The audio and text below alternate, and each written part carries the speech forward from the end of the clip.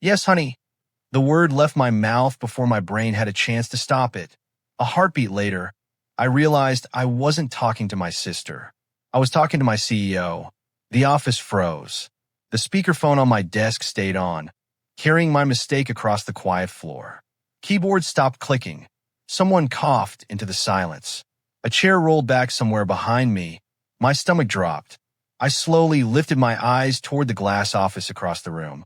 Claire Bennett stood inside, one hand still holding her phone. Our eyes met through the glass. For one painful second, surprise softened her face. Then it disappeared. The cold, calm CEO returned. Ethan, her voice came through the speaker, steady and controlled. My office. The call ended. I stared at the black screen. My hands refused to move. A few coworkers tried not to smile. Others suddenly found great interest in their monitors. No one laughed. That somehow made it worse. I stood, straightened my wrinkled shirt, and walked toward Claire's office while every step felt heavier than the last. The door was already open. She remained by the window, looking down at the city.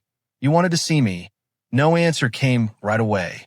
The quiet stretched until I began hearing my own heartbeat. Finally, she turned. You've been working too much. I blinked. That wasn't what I expected. You've been here almost every night this month. She glanced at the stack of reports in my hands. 18 hours today? A weak smile escaped me. I lost count. I noticed. Her eyes lingered on the dark circles beneath mine. You called me honey. Heat rushed into my face. I'm so sorry. My sister calls around this time every night. I thought. The explanation sounded even worse out loud. Claire folded her arms. I wasn't offended. She paused. But people notice things. I know. They'll talk. I know. Another pause settled between us. Instead of anger, she looked tired, almost disappointed. Not in me. In something else. I need you to stay after everyone leaves. My heart skipped. Was this the real conversation? Of course. She gave one small nod.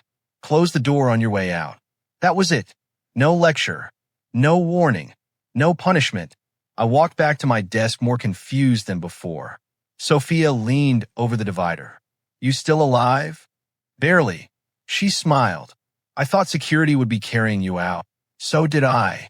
You should sleep sometime. I'll add it to my calendar. She laughed softly before returning to work. I wished it were that simple. 3 years at Bennett Industries had turned every day into another race against impossible deadlines. Every emergency somehow landed on my desk. Every late night became expected. Every success belonged to someone else. Still, I stayed, mostly because of Claire. She wasn't warm. She wasn't easy to read. She almost never praised anyone. Yet every once in a while, she'd leave a coffee on my desk before an early meeting. Sometimes she'd remember exactly how I organized project files. Little moments, tiny things, enough to convince me I mattered, enough to keep hoping. By 6 in the evening, the office emptied. Desks went dark one by one. The elevators grew quiet. Rain tapped gently against the windows. Claire stepped out of her office carrying another stack of folders. They need to be ready tomorrow morning. I looked at the pile. There are 5 presentations. I know. The client meeting starts at 8. I know. She waited, not demanding, just expecting. I heard myself answer before thinking. I'll handle it. I knew you would. Those 5 words should have felt like trust. Instead, they landed somewhere heavy inside me. She walked away. I sat down and opened the first file. Hours disappeared. Coffee turned cold. The office lights dimmed automatically before brightening again when they sensed movement. Around 9, the elevator doors opened. A man in an expensive suit stepped onto the floor. Ryan Foster, the company's newest executive. Confident, relaxed, always smiling. He walked straight into Claire's office without knocking. A few minutes later, laughter drifted through the glass walls. Real laughter. I couldn't remember hearing Claire laugh like that before. Not with me. Another hour passed. Ryan finally stepped outside. Ethan. He leaned against my desk. Still saving the company? I forced a smile. Just finishing reports. He glanced at the presentations. Claire really trusts you. I guess. That's rare. He adjusted his watch. She's lucky. Then he walked away before I could answer. Lucky. The word stayed with me. Was she lucky? Or was I simply too available? I pushed the thought aside. There was still work waiting. Near 11, Claire returned. She placed a fresh cup of coffee beside my keyboard. No words, just coffee. She noticed my surprise. You look like you needed it. Thank you. Her lips almost formed a smile. Almost. You always finish what everyone else gives up on. Those words warmed me far more than the coffee. Maybe all the late nights mattered after all. Maybe she really noticed. She walked back toward her office. Hope quietly settled inside me again. It didn't last long. A printer jammed near the conference room just before midnight. I stood, stretched my aching back, and walked down the hallway to fix it. Halfway there, I heard voices. Claire's office door wasn't fully closed. Ryan stood inside. Neither of them knew I was there. Ryan crossed his arms. You rely on Ethan too much. Claire answered without hesitation. He gets things done. He'll burn out. A small shrug. He never complains. Ryan smiled. You think he'll stay forever? Claire picked up another folder. Ethan will always stay. She didn't sound cruel. She sounded certain. That's what makes him dependable. The printer no longer mattered. The coffee on my desk suddenly tasted bitter. I stood frozen outside the office, realizing that somewhere along the way, I had stopped being a person. I had become a guarantee, a man everyone expected to stay, no matter what it cost me. I didn't sleep. Claire's words followed me home and stayed with me until sunrise. Ethan will always stay, not because she cared, because she expected it. The next morning, I reached the office before anyone else, just like always. The lights were still off across most of the floor. My coffee tasted bitter. Maybe it always had. Maybe I was only noticing now. By 8 o'clock, every conference chair was full. Claire stood at the front of the room, calm as ever. Ryan leaned comfortably against the wall, smiling as clients praised the latest project. The same project I had spent 3 nights saving after a server crash. No one mentioned that part. No one even knew. The meeting ended with applause. Claire stepped toward Ryan. Excellent work. He accepted the compliment with an easy smile. Couldn't have done it without the team. The room laughed. My laptop slowly slid into my bag. Not one person looked my way. Sophia caught up with me outside the conference room. You okay? I'm fine. She studied my face for a second longer than usual. No. I tried to smile. It was a rough night. It wasn't about the night. She lowered her voice. It's been years. I stayed quiet. She folded her arms. You fix problems before anyone knows they exist. You stay late. You cover mistakes. You skip vacations. And somehow everyone thinks that's just normal. Her words landed harder than I wanted to admit. You make it sound worse than it is. Ethan. She waited until I met her eyes. When was the last time someone thanked you without needing another favor 5 minutes later? I searched for an answer. Nothing came. Sophia gave my shoulder a light pat. Think about it. She walked away before I could change the subject. The rest of the day blurred into emails, meetings, and deadlines. Around noon, my phone vibrated. Emma. I almost ignored it. Then I remembered I had ignored her last 3 calls. Hey, so you're alive. I've been busy. You've been busy for 3 years. Her voice carried the kind of honesty only family could get away with. Mom keeps asking when you'll visit. I'll come this weekend. You said that last weekend. I rubbed my forehead. I know. A small sigh came through the phone. Today's Dad's birthday. Everything inside me stopped. I closed my eyes. You forgot. The words weren't angry. They were tired. He would have laughed about it, Emma continued quietly. But Mom cried while setting the extra plate. Guilt settled heavily inside me. I'll come tonight. You can't. Why not? We already finished dinner. She hesitated. You weren't there. The call ended a minute later. I remained in my chair long after the screen went dark. Dad had always told me one thing. Never become so important to your job that you become invisible to your family. Back then, I laughed. Now I finally understood. Late that afternoon, another emergency landed on my desk. A client presentation had missing financial reports. Normally, I would have fixed everything without a second thought. Instead, I opened the email, read it, closed it. Someone else could solve one problem. The world wouldn't end. 5 minutes later, Ryan appeared beside my desk. Ethan, he placed the folder in front of me. Need your magic. I've got deadlines. This'll only take 20 minutes. It isn't my project. His smile barely changed. You're the fastest. I looked at the folder, then pushed it back. I can't. The surprise on his face lasted only a second. Ah. He picked up the folder. Guess I'll figure it out. He walked away. A strange feeling settled inside me. Not guilt, not satisfaction. Something quieter, like finally putting down a heavy box after carrying it too long. Near the end of the day, Claire stopped beside my desk. The Kingston reports. They're finished. I also need revisions on tomorrow's proposal. I'll complete them tomorrow morning. Her attention shifted from the screen to my face. Tomorrow morning? Yes. They're usually finished tonight. I'll still meet the deadline. She didn't answer immediately. You always stay. The words slipped out before I could stop them. Maybe that's been the problem. A flicker crossed her expression. Confusion. Maybe concern.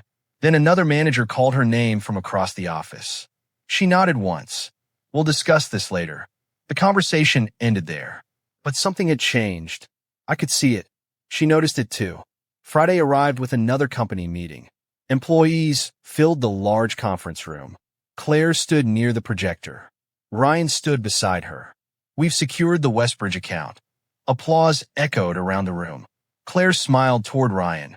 This success happened because someone stepped up when the pressure was highest. She handed him a small crystal award. Ryan accepted it while cameras flashed. Every slide behind him, every chart, every financial recovery plan, I had created all of them. Ryan had only presented the final version. My hands stayed folded beneath the table. Nobody knew. Nobody asked. Sophia glanced toward me. Her expression said everything words couldn't. After the meeting ended, she caught me near the elevator. Why didn't you speak up? What would have changed?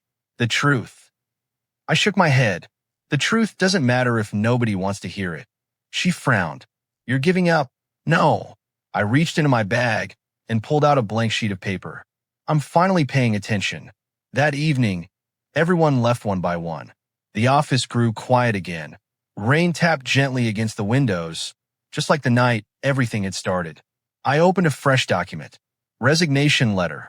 My fingers rested above the keyboard. The first sentence took nearly 10 minutes. Thank you for the opportunities. I deleted it. Started again. This decision was difficult. Deleted. One more try. Effective immediately. I stopped typing. It wasn't difficult because I loved the company. It was difficult because I had confused the company with Claire. Somewhere along the way, I had started believing that if I worked hard enough, stayed late enough, solved enough impossible problems, she would eventually see me. Not my work, me. The truth hurt more than I expected.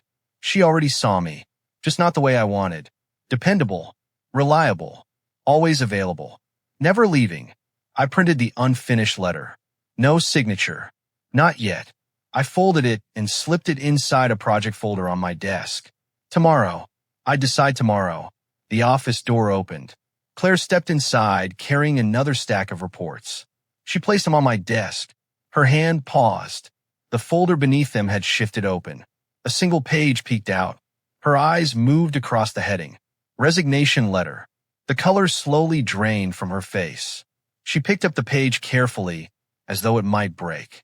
Then she raised her eyes toward me. The room suddenly felt much smaller. She held the unsigned letter between trembling fingers. You're really leaving? You're really leaving? Claire's voice barely rose above a whisper. The unsigned resignation letter rested in her hand. She read the first few lines again, as if the words might change if she looked long enough. I stood from my chair. I haven't signed it yet, but you wrote it. Yes. The office around us felt strangely quiet. Computers hummed in the background. Rain tapped against the windows. Neither sound reached me. Claire placed the paper back inside the folder with careful hands. When were you planning to tell me? I was trying to find the right time. Now seems like the right time. There was no anger in her voice. Only confusion. Maybe even disbelief. She took a slow breath. If this is about yesterday, it isn't just yesterday. Her eyes searched mine, then helped me understand. A bitter smile crossed my face. I've been trying for years. She opened her mouth. Nothing came out. For once, the woman who always had an answer stood completely still. I've missed birthdays. My father's last birthday dinner. Family weekends. Holidays. Every sentence came out calmer than I expected. I kept telling myself it would all mean something. It did. Her reply came quickly. You've been important here. Important. I repeated the word quietly. Or useful. She looked away for the first time since walking into my office. The answer stayed trapped somewhere behind her silence. The next morning, I printed a new copy. This time, I signed it. The ink dried in seconds. 3 years disappeared with one signature. Claire called me into her office before lunch. The resignation letter rested on her desk. You've earned a promotion. I blinked. What? I can create a new position. She slid another document across the desk. Higher salary. Flexible hours. More authority. My eyes stayed on the paper. Everything I had wanted months ago. Everything arriving only after I decided to leave. I appreciate it. The words came honestly. But my answer hasn't changed. She leaned back slowly. This company needs you. I shook my head. No. It needs someone willing to sacrifice everything. I'm not that man anymore. A long pause stretched between us. She folded the offer letter and quietly set it aside. When is your last day? Friday. She nodded once. You'll receive a proper farewell. I don't need one. I know. That somehow made the conversation even harder. The news spread across the office before the afternoon ended. People stopped by my desk one after another. Some offered congratulations. Others looked shocked. A few admitted they never imagined I'd leave. Ryan arrived last. He rested against my desk with his usual relaxed smile. So it's true. Looks that way. You'll get bored. I doubt it. He laughed. You always loved fixing impossible problems. Maybe. I closed another file. Maybe I'll start fixing my own. His smile faded just enough for me to notice. Friday came faster than expected. My desk looked strangely empty. A few framed photos. Some notebooks. The coffee mug Claire had once left on my desk. The one that read World's Best Boss. I held it for a moment, then quietly placed it inside my cardboard box. Sophia stopped beside me. You actually did it. I almost didn't. I'm glad you did. She smiled. I'll miss having someone competent around here. You'll be fine. She laughed softly. No. She glanced across the office. They're the ones who won't. Before leaving, I walked through every department one last time. The accounting team waved. The design staff wished me luck. Even security shook my hand. Claire stayed inside her office. The blinds remained half closed. I wondered if she was avoiding goodbye. Part of me hoped she would. Part of me hoped she wouldn't. As I reached the elevator, footsteps echoed behind me. Wait. I turned. Claire stood a few feet away. She held my employee access card. You forgot this. I looked at it. No, I didn't.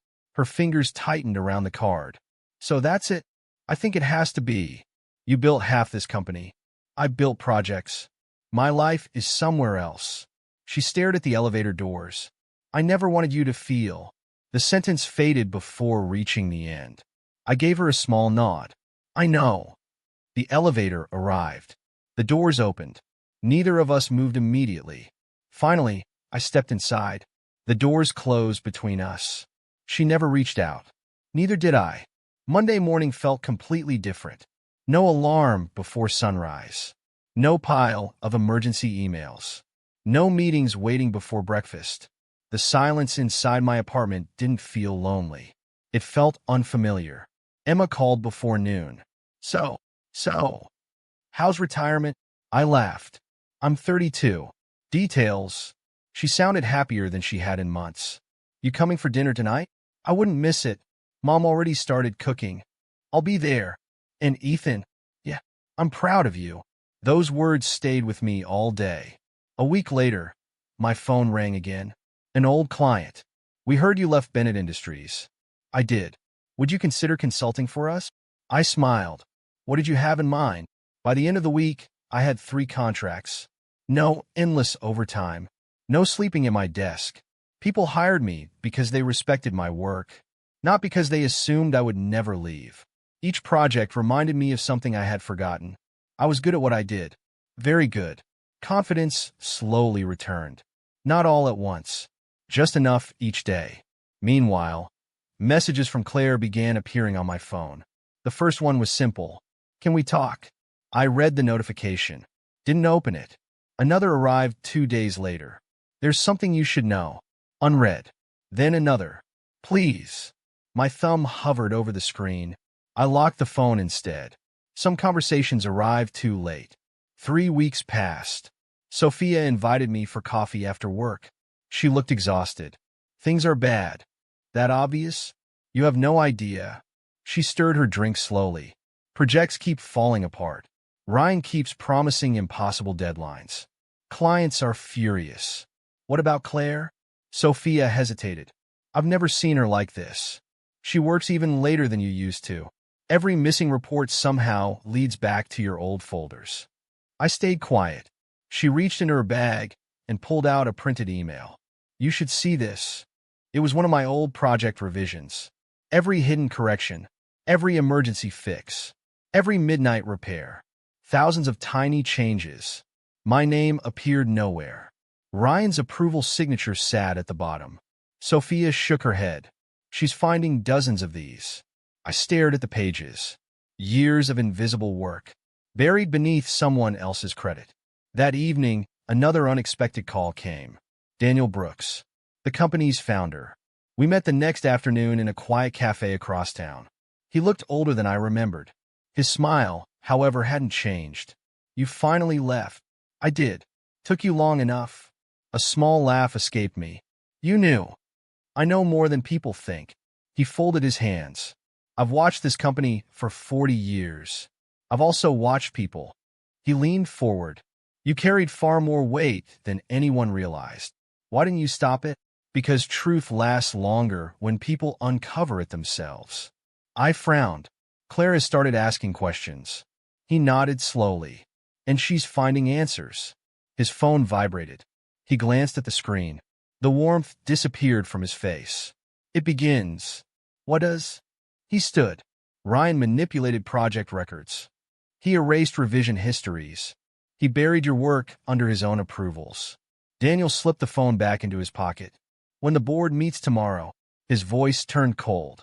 There will be an internal investigation. The call from Daniel came early on a Monday morning. I hope I'm not interrupting.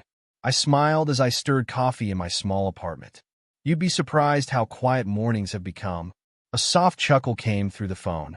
I'd like to see you. This about the investigation? It is. His voice turned serious. You deserve to hear what we've found before the rest of the company does.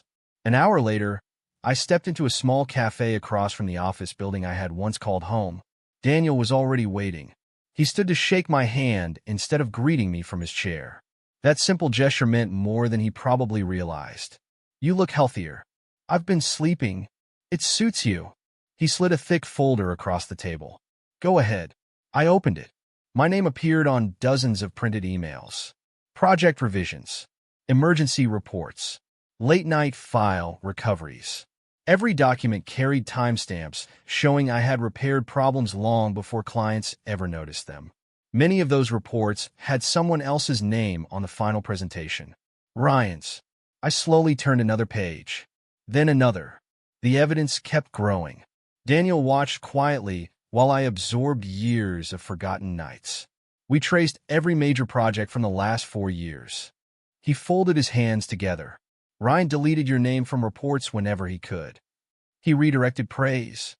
He approved bonuses for himself using your work. My fingers stopped on one particular email. It showed an entire client contract I had rewritten after midnight. Ryan had presented it the next morning. Claire had congratulated him in front of everyone. I remembered standing in the back of that room, too exhausted to even clap. I never expected this. Daniel nodded. I know. A heavy breath escaped him. I suspected Ryan was ambitious. I didn't realize ambition had become dishonesty. I closed the folder. What happens now? The board has already suspended him.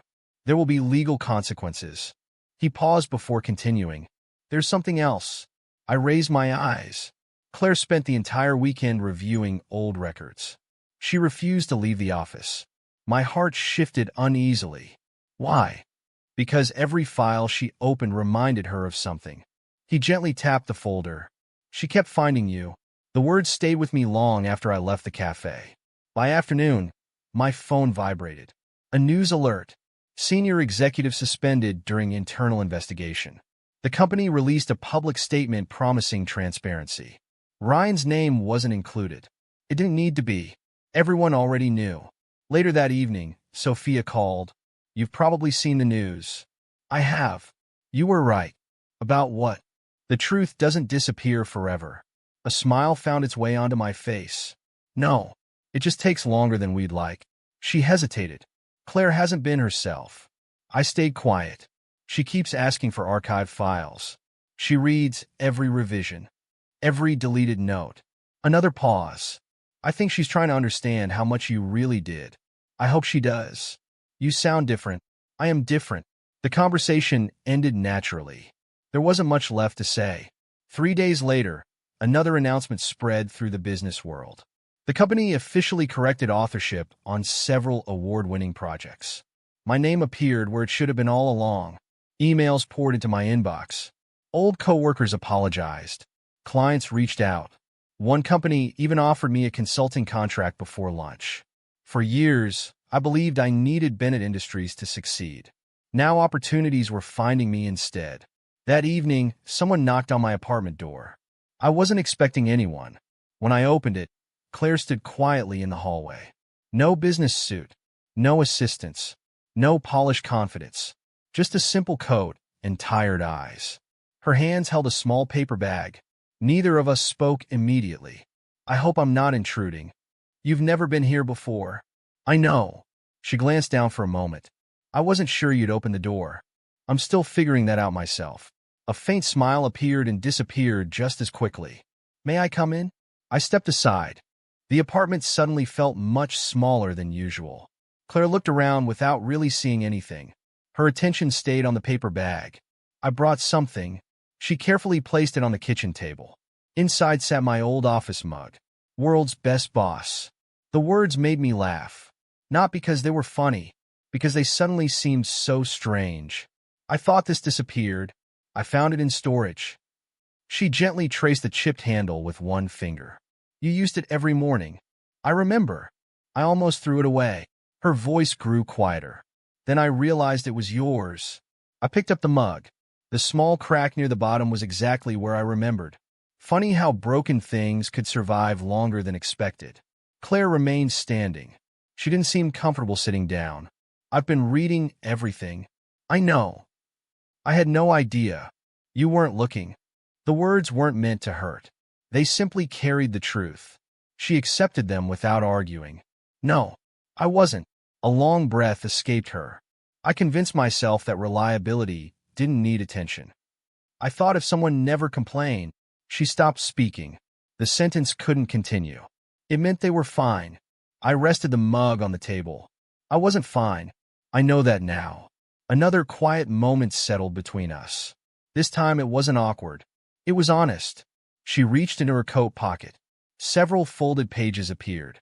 Printed emails. Highlighted reports. My revisions. My comments. My work. I found hundreds of these. You stayed until 2 in the morning. You fixed problems before I even knew they existed. Her fingers tightened around the papers. And I thanked someone else. I watched her carefully. The woman standing in front of me wasn't trying to protect her pride anymore. She was facing herself. I kept waiting. She blinked. For what? For one day when you'd notice without needing proof. She lowered her head. I failed you. Those 3 words would have meant everything to me a month ago. Now they simply felt late. I wanted your respect. You had it. No. I gently shook my head. I had your expectations. They aren't the same. She closed her eyes briefly. When they opened again, they held something I had never seen before. Regret without excuses. I can't change the past. I know. I don't expect forgiveness. Another pause. I only wanted you to know the truth. I believe you. The answer surprised both of us. Because I truly did. She wasn't pretending anymore. Her regret was real. But so was everything that had happened. The distance between us couldn't be erased by honesty alone. Claire reached in her coat one final time. An office access card rested in her palm. Mine. I had mailed it back after resigning. I shouldn't have returned this. She stepped closer. My hand remained at my side. She gently turned it over and placed the card in my palm. Her fingers trembled before letting go. The choice is finally yours. The small plastic card suddenly felt heavier than it ever had before. The office access card stayed on my kitchen table for 3 days. Every morning I picked it up. Every night, I placed it back in the exact same spot. It wasn't just a piece of plastic. It was every late night, every missed birthday, every cold dinner, every quiet hope I had carried through those glass doors. The decision should have been easy. Instead, I needed time to understand the difference between forgiveness and going back. Emma noticed it before I did. She poured coffee into 2 mugs and nodded toward the access card. So, I haven't decided. You already have. I smiled. You always make things sound simple. She leaned against the counter. No. I just remember the version of you before that company convinced you your life belonged to it. Her words settled gently instead of hurting. I miss that guy. So do I. She laughed. Then stopped making him wait. That afternoon, Daniel called. The board would like to meet. I'm listening. There have been changes. There needed to be. There have. His voice carried relief instead of pride. Ryan officially resigned after the investigation confirmed fraud, document tampering, and financial misconduct. What happens now? The legal team will handle the rest. He paused. Claire accepted responsibility for everything that happened under her leadership. That surprised me. She didn't have to. She believed she did. Another pause followed. She also changed company policy. I waited. No employee can regularly work overtime without written approval. Major projects now require transparent credit records, and promotions must include documented contributions from the entire team. A slow breath escaped me. Those are good changes. They're changes inspired by you. After the call ended, I sat quietly beside the window. Weeks ago, I wanted revenge. I imagined exposing everyone, watching careers collapse, hearing apologies. Now those thoughts felt strangely distant. Justice had arrived without my help. Ryan lost everything because of his own choices. Claire lost something harder, the certainty that success could replace human connection. Neither outcome brought me joy, but both brought closure. The next morning, another message appeared on my phone. Claire Bennett. Only 3 words. Thank you, Ethan. No request. No explanation. No promise. Just gratitude. I stared at the screen for several seconds. Then I opened my contacts. My thumb rested above her name. Months ago, deleting that contact would have felt impossible. Now it felt honest. One tap. Her number disappeared. The phone screen reflected my face for a moment before going dark. Some endings didn't need dramatic speeches. Some only needed one quiet decision. 2 days later, I walked into Bennett Industries one final time. The receptionist smiled warmly. It's good to see you. You too. Everything looked familiar. The polished floors, the glass walls, the smell of fresh coffee drifting through the lobby. Nothing had changed. Except me. Daniel welcomed me into the boardroom. Several directors stood as I entered. One by one, they shook my hand. A formal statement rested on the table. The company publicly acknowledged my contributions to projects that had been wrongly credited to others. Another document offered me my old position back, along with a promotion, and a salary I once would have considered impossible. Daniel gently pushed the papers toward me. The offer stands. You've earned every bit of it. I read the first page, then closed the folder. I'm grateful, but I can't accept. No one argued. No one tried to change my mind. Daniel simply smiled. I hoped you'd answer that way. You did. You've already outgrown this place. His words felt like a blessing instead of a goodbye. Before leaving, I stopped outside Claire's office. The door remained open. She looked up from her desk. Neither of us rushed to fill the silence. I heard about your decision. I nodded.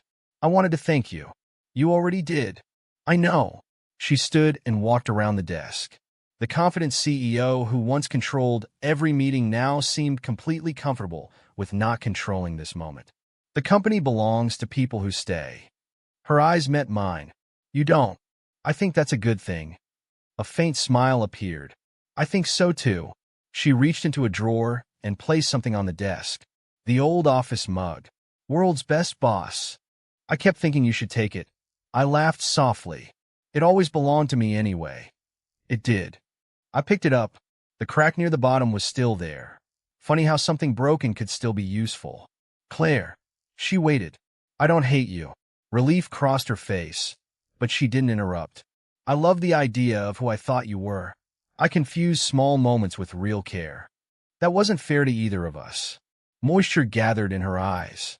Not dramatic. Not overwhelming. Just honest. I cared. I know. I just didn't know how to show it. I believe you. Another quiet moment passed between us. I hope you're happy. The words came slowly. Not because they were difficult. Because they were true. She smiled through the sadness. I hope you never have to wonder whether someone values you again. I nodded once. I won't. There was nothing left to fix.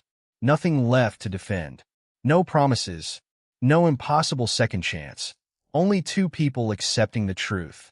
I walked back to my old desk one final time. A small cardboard box waited there. Inside were a notebook, a framed picture of my family, a few pens, and one forgotten tie hanging over the edge. Sophia met me near the elevators. You really did it. I guess I did. She hugged me without warning. I'm proud of you. Thanks. You finally stopped carrying everyone. I smiled. My back already feels lighter. The elevator doors opened. As they closed, I caught one last glimpse of the office. People were working, talking, laughing. Life continued, just without me. Outside the building, my phone rang. A consulting firm I had partnered with during the past few weeks wanted to make everything official. We're opening a new office. We'd like you to lead the division. The offer came with trust instead of expectations, with teamwork instead of sacrifice, with respect instead of endless dependence. I'd be honored. The words felt natural, not forced, not desperate. Exactly right. A week later, I unlocked the door to my new office. The walls were still empty. Fresh paint filled the air. Sunlight spilled across the wooden floor through wide windows. I placed the old coffee mug on my new desk, not as a reminder of what I lost, as a reminder of what I survived. The cardboard box was finally empty. So was the space inside me that had spent years waiting for someone else's approval. I stepped outside onto the small balcony as the first light of morning spread across the city.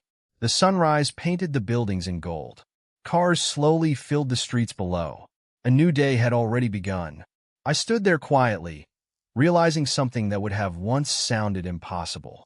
I could no longer remember the feeling of waiting for Claire to choose me. Because at last, I had chosen myself.